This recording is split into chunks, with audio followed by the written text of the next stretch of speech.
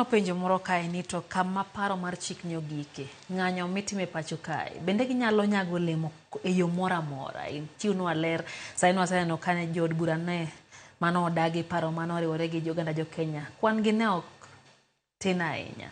Ne giyawo 100. To kata kamano jogo ma bende ni korka piny owacho nohewogi gi kwan omiyo nokalo stage moro. Nyiswa ni to kumogike sane. Be nitie gimoro amora moganda jo Kenya nya timo mar miyo kik okadhi kendo kik kete chik. Koro gima notimre Thursday mokadho, nagi vote for the finance bill. Koro gima timre chakre kiny ni nyaka gi vote clauses by clauses. Finance bill no en sheria ma amend sherias mang'eny mar ushuru. Anya miya example, kapo ni stamp duty, nitie stamp duty act. To koro gi propose a bill kanyo ni stamp duty act no owuog 16% to the kara 22%. Koro clauses by clauses e makiny waesheme watime e jumbe. Koro ka oting'o nyaka mar kar mkati ma iwacho. Kanyo tigo gik moko te. Clauses by clauses ere joma oyie, joma dagi to dhi mbele.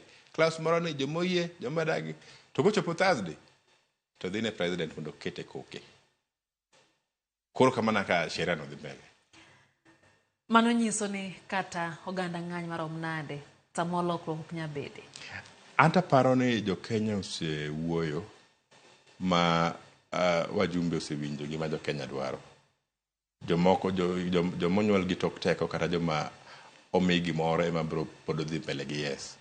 To an gima nyang'isi ni the buck stop with the president. Nikech finance bill mantiere parliament work ga from the executive. Gin ma is a finance bill and a revenue is a way of raising revenue through an act of parliament. Koro ngama raise revenue is the executive headed by the president. Koro the buck stops with him. Makata ka jogo yie yes to Thursday terire. Poro nyatama. Kotamore to parono. Kotamore to lwar gi kanyo to serikal pod tiyo gi finance act ma 2023. Ma bende pod oganda yuago. Ma pod oganda yuakni. Koro pod wan mana kanyo, ng'anyo pod ang'e ni bro na dhi mbele. Jo Kenya oseng'eyo koro ratichgi ni wanyalo wuok wadhi e ng'anyo mwaduog dala pod kiny wawuok. To kawuono wigni en wik mar 2. Kodonjo wik mar 3 to koro onge gima serikal bro timo. Nikech ang'e ni koro serikal ng'iyo ni to koro jogi nyithindo gi bro ol.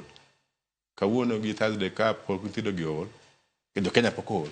To negi wacho ni gitindo ni gibol. Giwacho ni gin gi teko nikech bunga gima gitimo, gin mana out nikech onge tich ma ondik ne ji. Gibuno mondo biro to gibro timo gimoro. Nyaka serikal ng'e ni jo Kenya timo nadi igyo wang' gi gik ma giketo ne jo Kenya. To gima timre Lydia, be kata kineno weche gi kata kisebedo kisomo. At the end of the day kata giwacho ni reject finance bill. Pod gikoko ni Ruto must go. Manginyiso ni ging'eyo ni the buck stops with who.